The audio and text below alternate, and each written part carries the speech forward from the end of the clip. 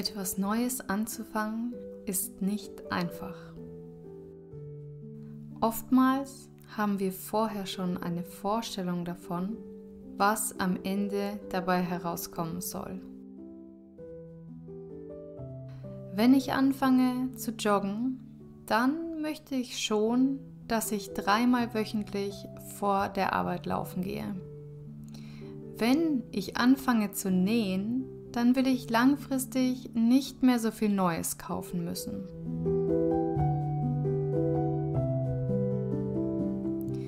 Wenn ich anfange, mich mit meiner Ernährung auseinanderzusetzen, dann werde ich dieses Jahr sicher 5 Kilo abnehmen. In der Vergangenheit habe ich oft gar nicht erst damit begonnen, weil ich bereits das große Endziel vor Augen hatte.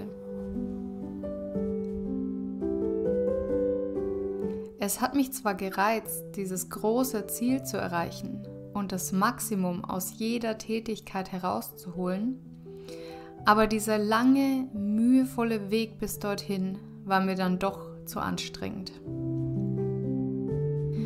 Und so habe ich vieles gar nicht erst begonnen, auf das ich eigentlich Lust gehabt hätte. Gerade da ich mein Leben in YouTube teile, war das oft eine große Hürde für mich. Ich hatte das Gefühl, wenn ich es ausspreche, dann gibt es keinen Weg mehr zurück. Wer schaut sich denn die Videos einer Minimalistin an, die nicht mit dem absoluten Minimum lebt? Wer schaut sich denn die Videos übers Auswandern an, wenn ich selbst noch gar nicht alles herausgefunden habe?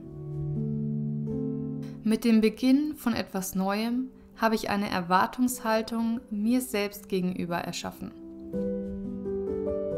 Einer, der ich vielleicht nicht gerecht werden kann.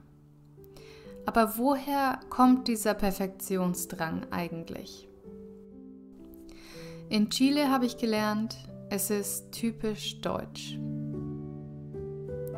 Niemand hier macht sich im Vorhinein so einen Kopf, schon bevor man überhaupt nahe am Loslegen ist. Meine Freundinnen hier schütteln nur mit dem Kopf, wenn wir darüber reden, wie ich hier ein Business starten könnte. Aber fang doch erst mal an mit dem ersten kleinen Schritt, sagen sie. Eines nach dem anderen. Und sie haben natürlich recht.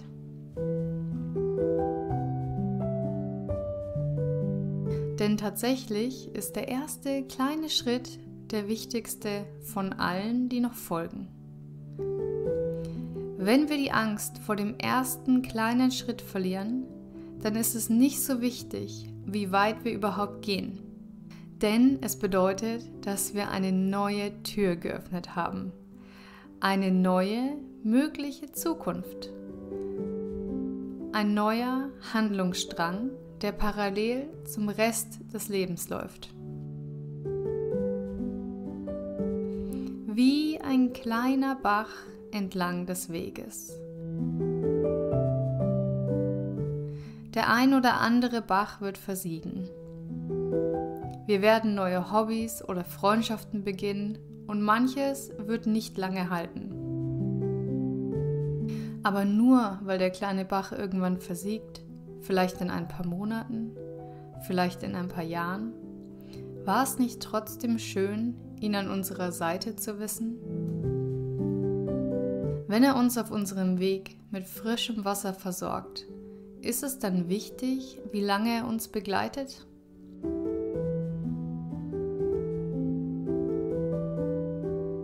Ist es nicht viel wichtiger zu wissen, dass in diesem Moment, in dem er da ist, alles gut ist?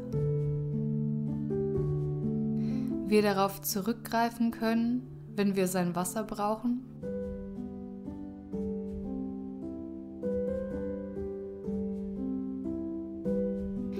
Woher kommt dieses Gefühl, alles perfekt machen zu müssen?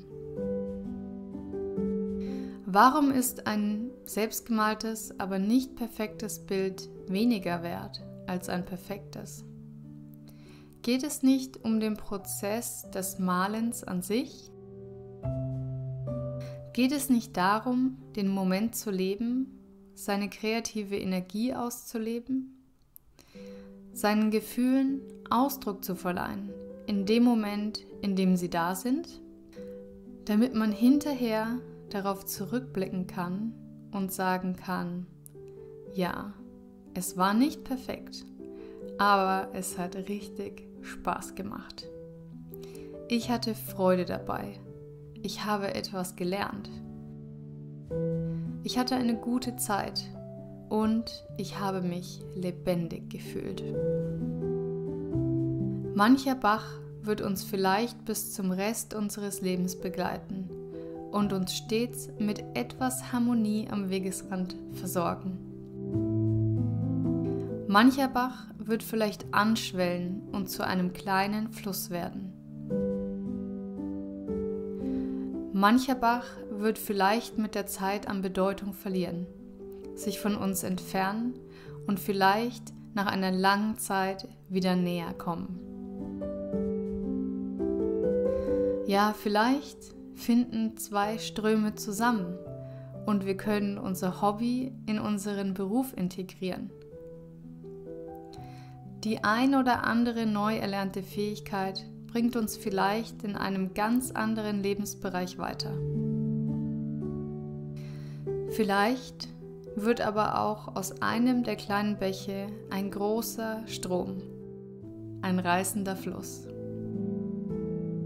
Ja, und vielleicht können wir irgendwann aufsteigen und der Fluss trägt unser Floß mühelos weiter. Ja, vielleicht geht es irgendwann ohne Anstrengung immer weiter. Und ganz vielleicht wird der kleine Bach zu einem großen Fluss, der unser Floß bis zum großen Ozean trägt, in den wunderschönen Sonnenuntergang an dessen Ende.